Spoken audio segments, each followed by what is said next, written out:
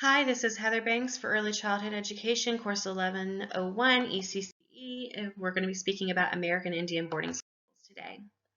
To understand American Indian boarding schools, you had to understand a few acronyms. The first one is about Indian agents, or IAs. These are people that actually have total control over the lives and land of native tribes, which are independently recognized nations that exist within the borders of the United States. However, their actions and land are under federal control. It is under federal control by the Bureau of Indian Affairs, more commonly referred to as bossing Indians around. This is a government bureaucracy that controls how Native Americans have access to and rights about their land. They also need to know the term ICWA, or Indian Child Welfare Act, which was passed by Congress in 1978. The boarding school program began in 1860.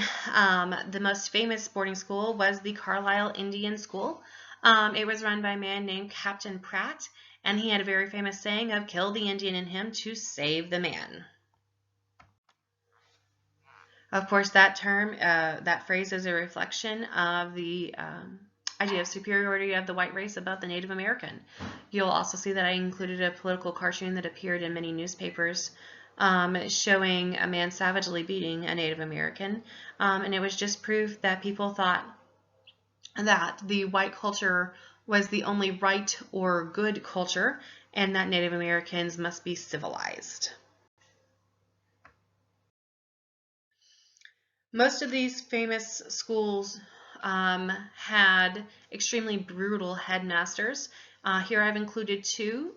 Colonel Henry Pratt, he ran the Carlisle Indian Training School. It was the only training school or American Indian boarding school east of the Mississippi, and his program was run with a military precision, which included a lot of brutal and corporal punishment.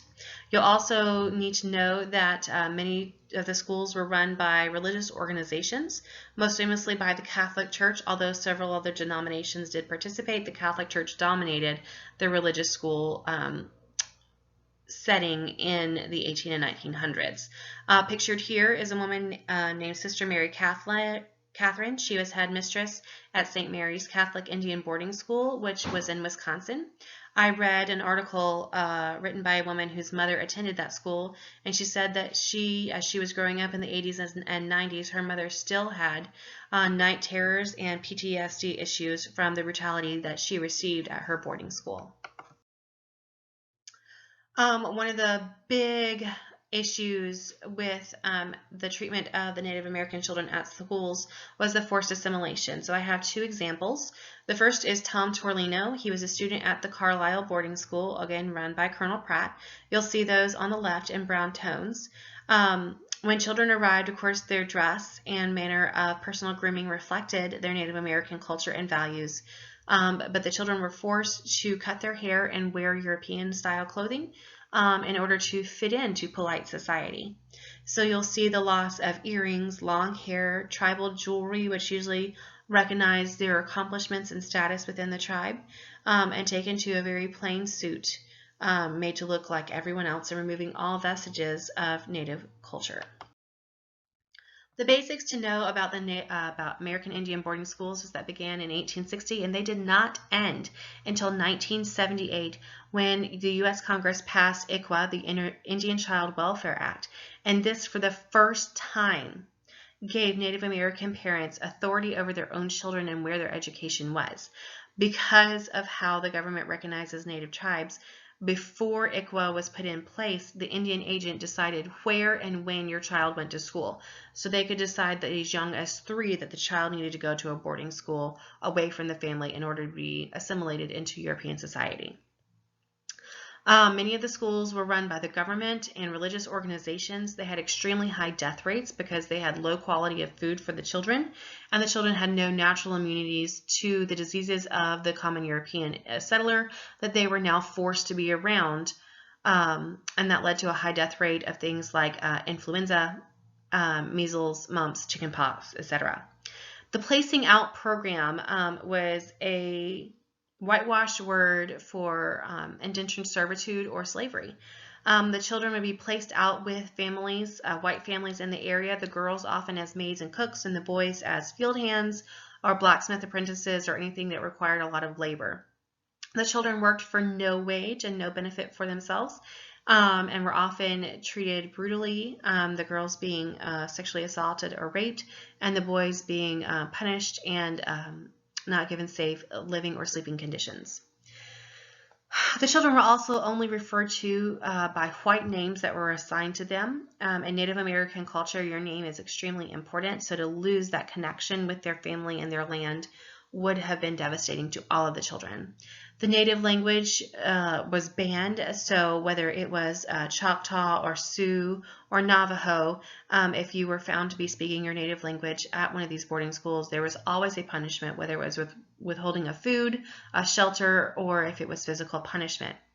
I read an article written by a young man who said his grandfather said that it was showing the two-facedness of the white man for them to be beaten for speaking Navajo at boarding school one year and celebrated for being a code talker in the military the next. The whole point of the boarding school program was to move the children off the reservations, away from reservation schools, in order to gain control over their childhood. It was believed that a Native American view of childhood, which was self-exploration and discovery and finding your own talents, was not appropriate and it was not good. And so they were taken away and taught white values, which are some of the words of power that I'll go over in just a moment.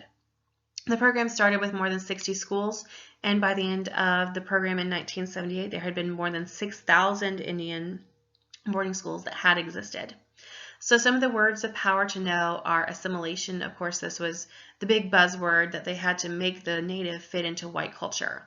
They were going to save or civilize the Native American in order to make them look like a white person, or to make the white people less uncomfortable with their native values.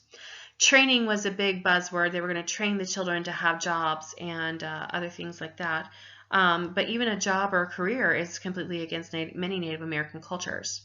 They were taught the white values of self-direction, which is the belief that you can make yourself whatever you want to be.